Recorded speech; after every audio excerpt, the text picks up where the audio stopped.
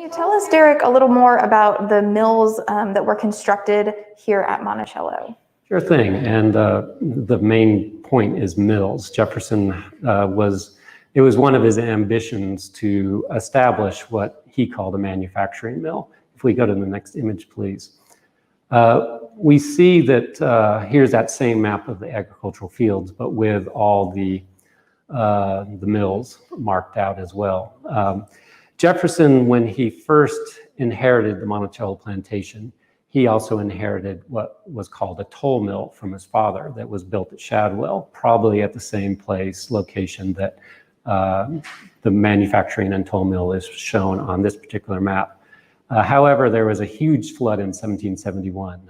It seems to have been it imprinted on everybody's mind that that was the largest flood that had ever occurred for that generation that experienced it.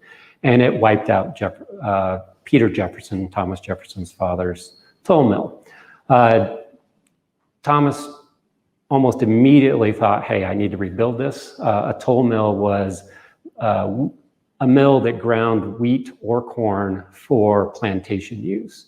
And it would also could be used to grind the wheat and corn for neighboring plantations for a toll. A part of the crop was kept as the toll for grinding that. And when Peter Jefferson first put his mill in 1757, it was the only toll mill in the area. So it was used extensively. So Thomas Jefferson obviously wanted to replace it. However, he had this good idea that he thought if he extended the canal from about a quarter to a third of a mile to 3/4 of a mile, which you see pointed out where the mill dam is, that he thought at a shelf of rock, a place where there was a small rapids, that he could extend the canal to that spot and he wouldn't need to build a dam, that there would be enough drop in elevation.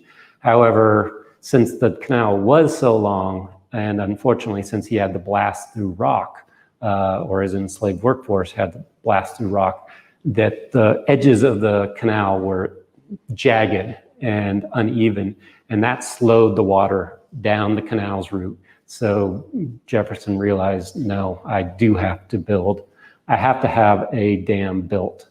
And we mentioned a minute ago what happens during the wintertime for the enslaved workforce.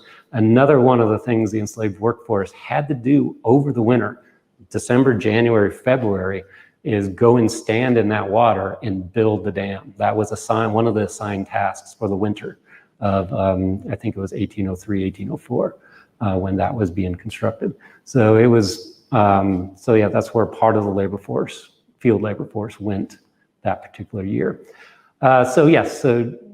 Jefferson starts to build that canal. I already kind of gave it away. He starts to build the canal until early 1800s. Part of it's from being an absentee landowner. Part of it is unable to get good gunpowder. He ends up going with somebody named DuPont in Delaware, and they had the best gunpowder, blasting powder, to blast the canal out.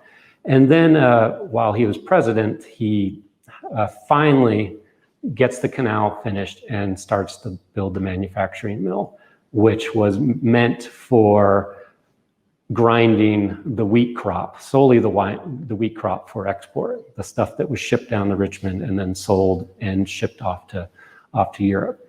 So Jefferson finally concludes all of that in the middle of his presidency, and it finally gets under operation. And his first two millers, he wanted to lease out his manufacturing mill, and his first two millers were named Shoemaker, and they ended up not being the best millers out there, and they ended up having to break their lease partway through.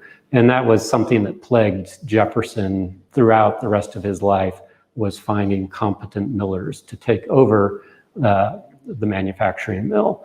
And it came to a point where the neighboring plantations didn't want to bring their wheat crop to this mill because it wasn't functioning properly, adequately, quickly. It wasn't grinding the wheat quickly enough. Wheat wheat crops would, not the entire crop would get processed, or it would get lost, and other things. So Jefferson, that was not the best enterprise, and just the canal cost $20,000 to construct. The mill itself was another $10,000, and that first lease was for 5 years at $1,250 a year. So just if he was able to keep that up, even if he was able to keep a miller in there year in, year out, there wasn't enough time to pay for the construction of these two items to pay for themselves. So it was a kind of a failed enterprise on Jefferson's part. He tried other options. He built another toll mill. Finally, during his presidency, in around 1803, 1804, he finished his toll mill and replaced the toll mill that was destroyed 30 years earlier for grinding the neighborhood corn crop, wheat crop. And he also tried building a sawmill, and this was at the base of Monticello Mountain. And it was also kind of a combination mill that could also grind gypsum, which was used to as a fertilizer for fields, and for a threshing machine as well for threshing the wheat. So it was a very busy complex down there on the Rivanna River at the base of Monticello Mountain.